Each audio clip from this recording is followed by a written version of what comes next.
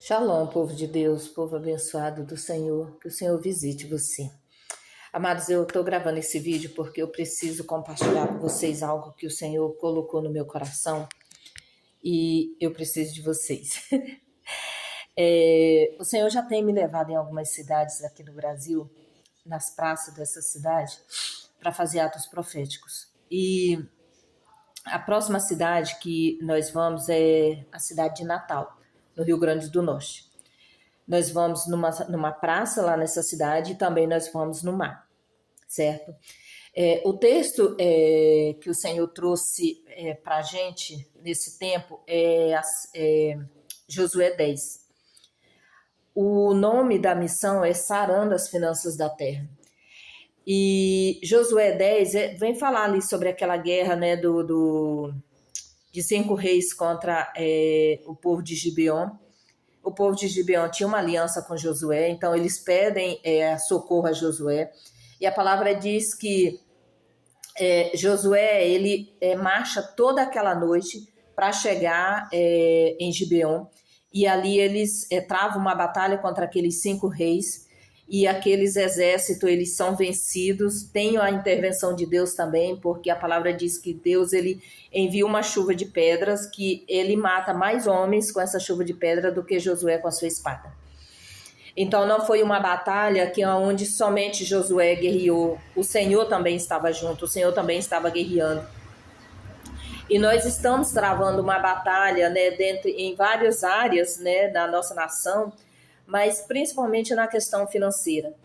E o Senhor, ele trouxe ao meu coração esse texto de Josué, e quando eu estava orando para começar a montar o projeto da missão, o Senhor falou comigo assim: Eliette, você vai envolver os empresários, você vai envolver os comerciantes, os empreendedores. E naquele primeiro momento eu não tinha entendido muito, porque até então eu não tinha muita noção, muita informação do que seria essa missão. E aí, a partir daí, o Senhor ele começou a trazer as peças, né, desse quebra-cabeça.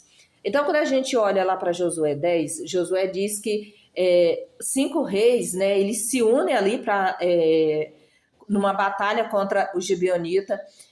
O Gibeonita pede socorro a Josué, Josué marcha toda aquela noite, né, e no meio daquela batalha acontece algo sobrenatural, que é o quê? O sol parar e a lua também parar.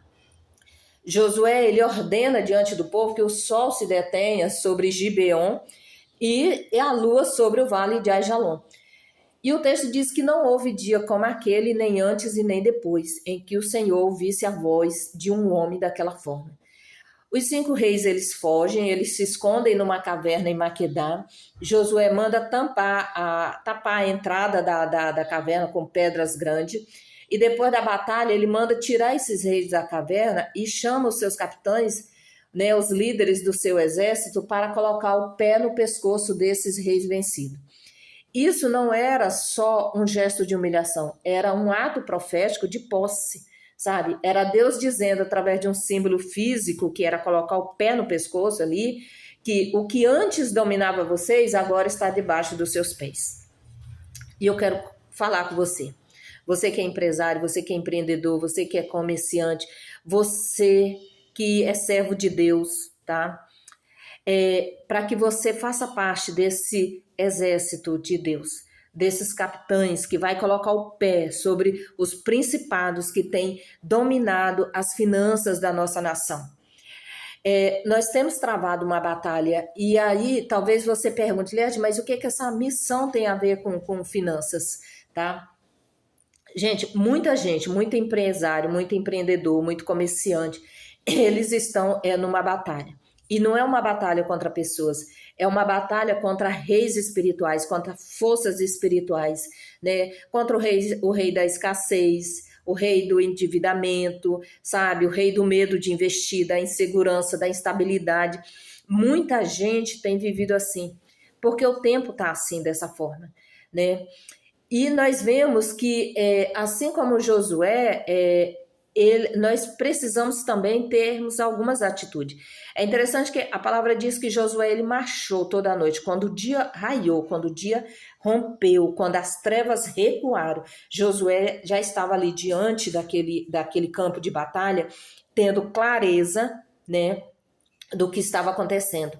Talvez você está aí no meio de uma batalha precisando de clareza, precisando que o Senhor lance luz para que você encontre a solução para algumas situações que você esteja vivendo com relação às finanças, tá? Outra coisa que Josué faz, ele ordena, ele toma uma atitude de fé, ele tem um ato de fé, porque até então a palavra deixa isso bem claro, não houve dia antes e nem depois em que Deus ouvisse a voz de um homem que mandasse o sol parar e a lua parar, porque Josué precisava de tempo. Você precisa de tempo?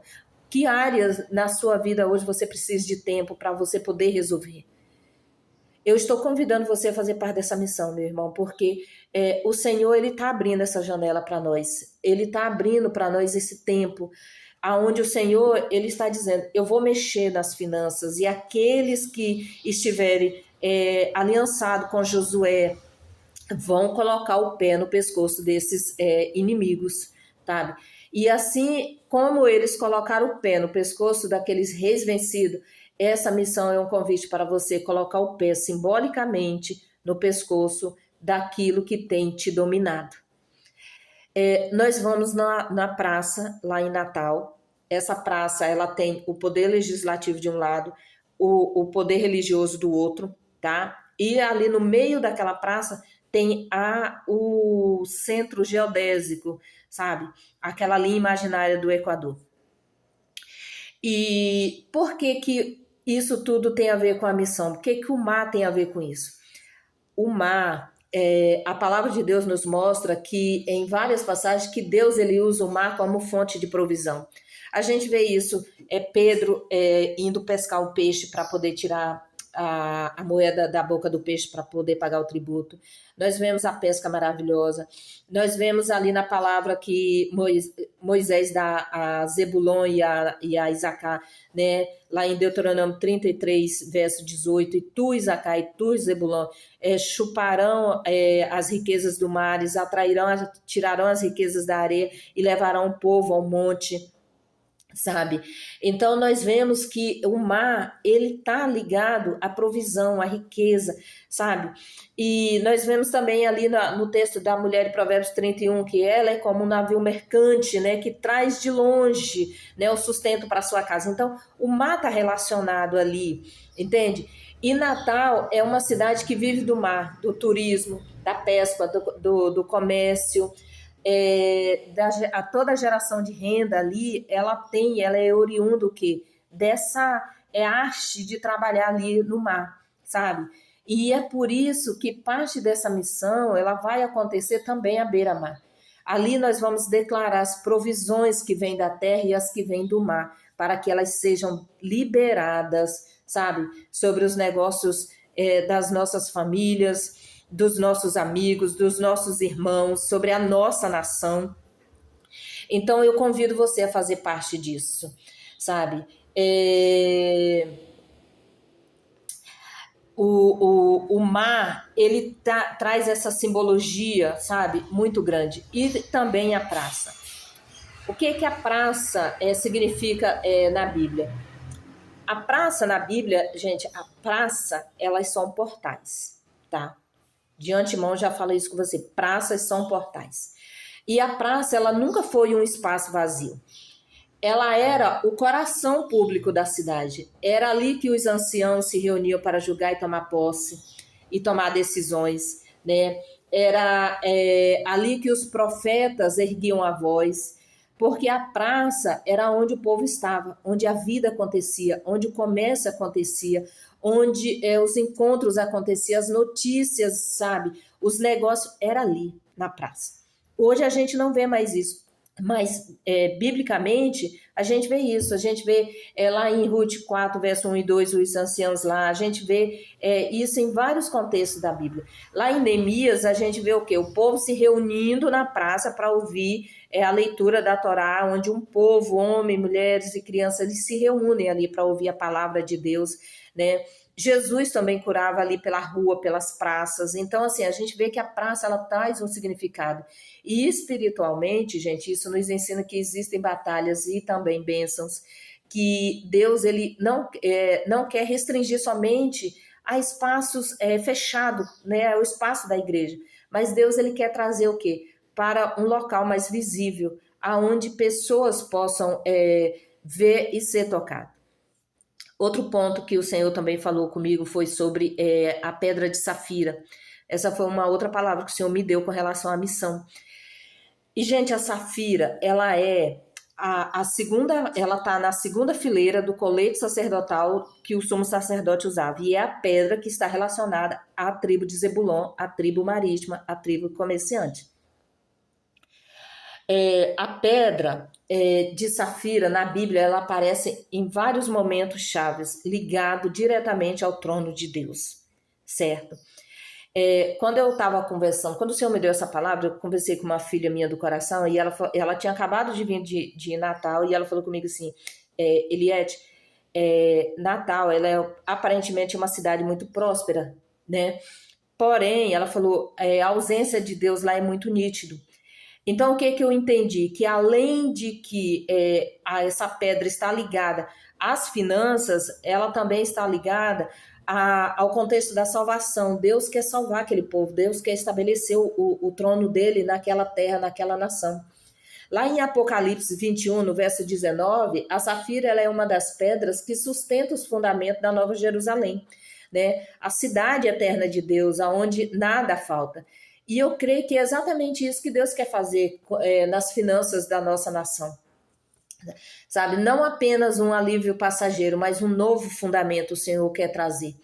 E assim como Josué não esperou passivamente, sabe, que as coisas acontecessem, ele foi à luta. Eu estou aqui gravando esse vídeo para dar um passo de fé, um passo em direção àquilo que Deus me disse, me falou, me chamou para fazer. E eu quero convidar você. Você é empresário, empreendedor, comerciante, né? Você é servo de Deus, talvez você não atue em nenhuma dessas áreas, mas você é um servo de Deus e você entende que prosperidade não está relacionada somente à quantidade de dinheiro que você tem na conta, mas está relacionado também à saúde, sabe? Está relacionado a bons relacionamentos, a uma família tranquila, em paz, sólida. E eu quero convidar você a ofertar nessa missão. Nós temos um desafio grande de 11 a 12 mil reais, porque nós precisamos alugar carro, são despesas, são quase 3 dias de viagem, né? A despesa é alta, nós vamos em 4 pessoas, né? Porque precisamos de mais alguém para dirigir. Então, essa despesa ela requer da gente um desafio financeiro alto. E o Senhor, ele me trouxe essa palavra e ele me disse, ele envolve os empresários, envolve os empreendedores, os comerciantes, envolve o povo. E eu estou fazendo esse convite para envolver você, para convidar você, para você ofertar, tanto em dinheiro quanto em oração. Gente, nós precisamos de oração. A gente já está enfrentando algumas dificuldades. Nós fizemos a reserva de carro logo assim que o Senhor nos deu a direção para começarmos a movimentar a missão. Tinha ficado no valor. Semana passada, o sistema lá da locadora travou tudo, falou que vai ficar paralisado até 180 dias, né? E aí a gente foi atrás novamente né, em outra locadora para poder locar, deixar esse carro reservado, porque precisa fazer com antecedência, até porque vai se tratar de um feriado, né? Então, assim, a gente precisa ter isso com antecedência, ficou bem mais caro, gente. Então, assim, eu falei com o pessoal, eu falei, gente, nós não vamos falar nada, porque a gente não sabe o que Deus está fazendo aí atrás, nos bastidores, né? Falei, isso só aumenta a nossa fé e o desafio que a gente tem pela frente, porque se antes tinha um valor, agora aumentou quase R$1.000 de diferença. Então, assim, já aumenta mais os custos. E eu quero convidar você a fazer parte disso, convidar você a entrar nessa batalha, fazer como os capitães de Josué, colocar o pé no pescoço desses adversários que têm mantido as finanças da nossa nação travadas, as finanças da sua cidade, sabe, do seu estado, porque esse vídeo vai alcançar pessoas em vários lugares, então eu quero convidar você a fazer parte, tá? Eu vou deixar cada vídeo que eu compartilhar, sabe? Eu vou deixar lá o meu Pix e eu peço a você, olhe com carinho para esse pedido, tá? Deus está requerendo a terra. Foi a palavra que o Senhor me deu quando a gente foi a Petrolina no mês de fevereiro, no período do carnaval, e o Senhor falou comigo assim, Eliette, eu estou requerendo a terra. Onde vocês pisar, eu terei legalidade para agir. E dia 7 de setembro, gente, é 25 de Elu. Hoje, às 18 horas, começa o mês de Elu. Então, dia 25 de setembro Dia 7 de setembro é 25 de Elu. 25 de Elu, lá em Neemias 6, diz que foi o dia em que Neemias concluiu toda a reconstrução dos muros em 52 dias aos 25 de Elu. Eu acredito que tem um fundo profético, sabe? Muito forte atrás de tudo isso. Porque foi a data que o Senhor nos deu, tá? Foi o dia que o Senhor falou que nós devemos estar lá. Então eu acredito que é uma data muito importante, muito profética, que Deus vai reconstruir, restaurar, sabe, as finanças da nossa nação e você pode fazer parte disso. Tá bom, meu amado irmão? Fiquem com Deus, que o Senhor abençoe você.